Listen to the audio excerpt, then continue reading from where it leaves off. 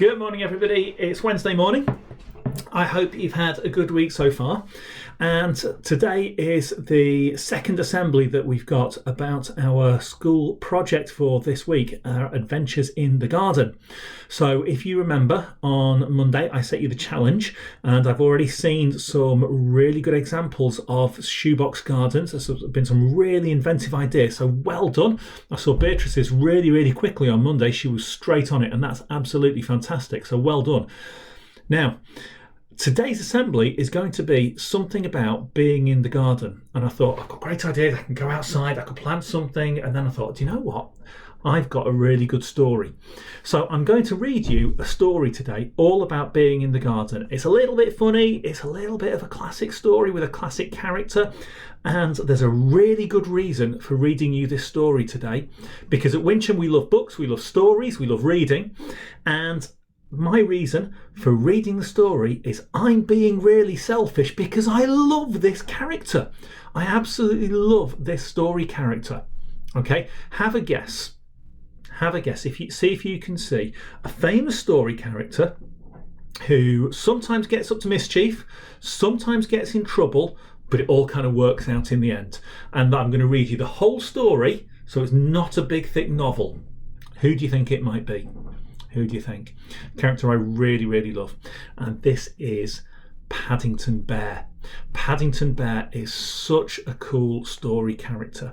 Now, the original books are a little bit longer and they can be a little bit more difficult. And I know for some of you older children, you might think, well, it's a bit babyish. But actually the original books aren't. They're really good. And more recently, there have been some fantastic picture books. And the younger children might really enjoy those, or you might have seen the really funny films that have been out about it as well, about Paddington.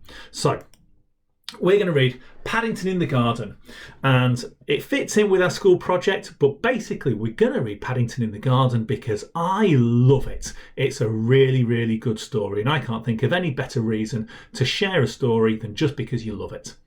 So, Paddington in the Garden by Michael Bond. One morning, Paddington went out into the garden and began making a list of all the nice things he could think about being a bear and living with the Browns.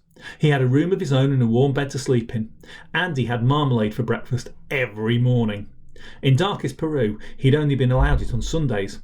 The list was soon so long he'd nearly run out of paper before he realised he'd left out one of the nicest things of all. What do you think it might be? The garden itself. Apart from the occasional noise from a nearby building site, it was so quiet and peaceful it didn't seem like being in London at all. But nice gardens don't just happen. They usually require a lot of hard work, and the one at number 32 Windsor Gardens was no exception. Mr. Brown had to mow the lawn twice a week, and Mrs. Brown was kept busy by weeding the flower beds. There was always something to do.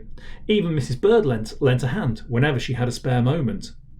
And there you go, you can see them with the weeding, picking the flowers to go in a vase, mowing the lawn. I wonder which ones of these jobs you help out with at home. It was Mrs. Bird who first suggested giving Jonathan, Judy and Paddington each a piece of the garden. It will keep certain bears out of mischief, she said meaningly, and it will be fun for Jonathan and Judy as well. Mr. Brown agreed it was a very good idea, and he marked out 3 plots at the far end of the lawn.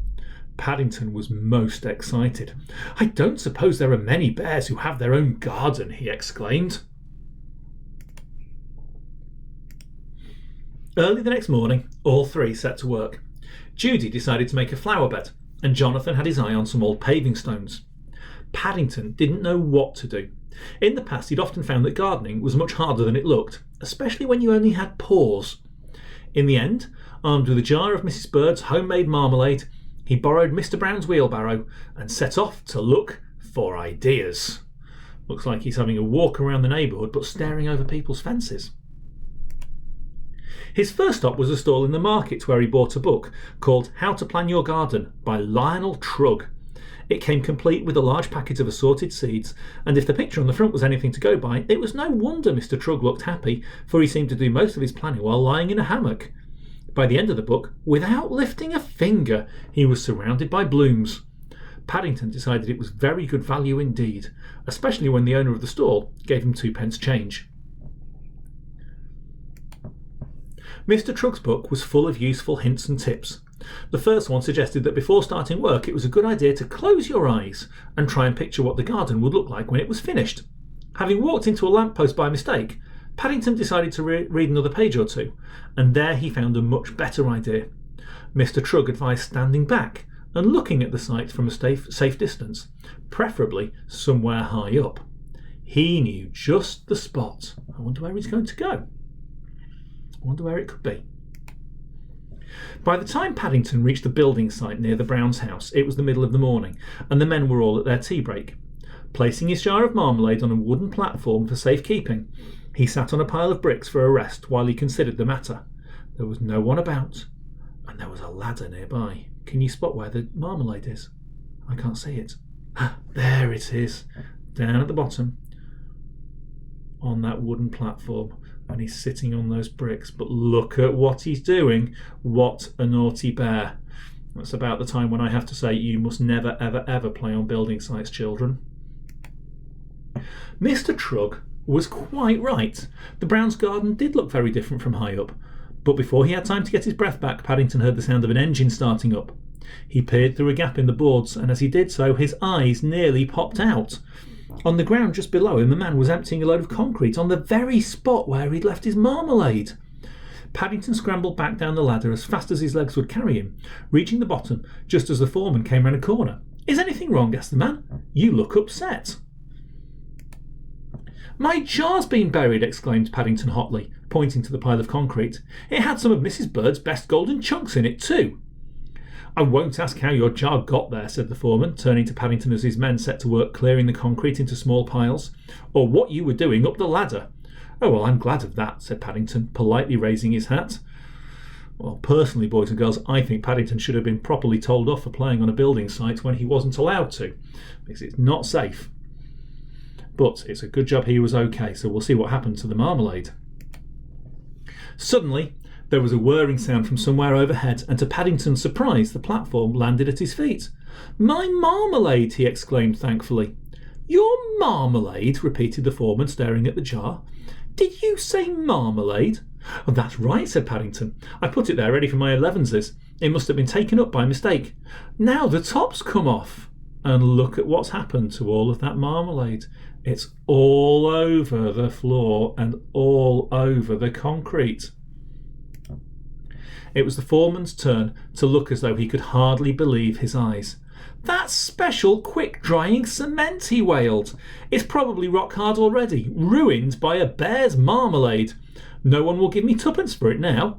"I will," said Paddington eagerly. "I've had an idea." I wonder what he's going to do. Let's see. Paddington was busy for the rest of the week. When the builders saw the rock garden he'd made, they were most impressed, and the foreman even gave him some plants to finish it off until his seeds started to grow. "It's National Garden Day on Saturday," he said. "There are some very famous people judging it. I'll spread the word around. You never know your luck." Look at what he's done with those rocks. All of those orange rocks, all of the cement broken up and laid into a beautiful rock garden with a little tower of rocks at the end there. It's fantastic, isn't it? The foreman was as good as his word, and on Saturday half the neighbourhood turned up at number 32 Winter Gardens to see the judges arrive. Paddington nearly fell over backwards with surprise when he discovered that no less a person than Mr. Lionel Trug himself was leading the procession.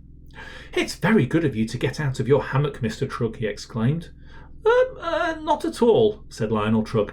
"My pleasure, I must say. I love your orange stones. Where did you find them?" "I didn't," said Paddington. "I think they found me, thanks to the builders." "Congratulations," said Mr. Trug as he handed Paddington a gold star. "It's good to see a young bear taking up gardening. I hope you will be the first of many." "Who would have believed it?" said Mr. Brown as the last of the crowd departed. "You must write and tell Aunt Lucy all about it," said Mrs. Bird. "They'll be very excited in the Home for Retired Bears when they hear the news." Paddington thought that was a good idea, but he had something to do first. He wanted to add one more important item to his list of all the nice things that there were about being a bear and living with the Browns. Having my own rock garden. And then he signed his name and added his special paw print just to show it was genuine. The end. So there you go, guys. Thank you for listening to the story. I've got to say, I really enjoyed reading it, and I love the Paddington stories. That's a story that I read to my children as a bedtime story. So Jessica and Toby have heard that quite a few times, because as a family, we really, really like the Paddington books.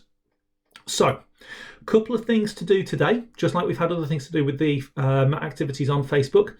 If you've read any other Paddington books, I want you to tell me which ones you've read and which ones you've enjoyed, and to see if there are some other people in the school at Wincham who love Paddington stories just as much as me. Okay?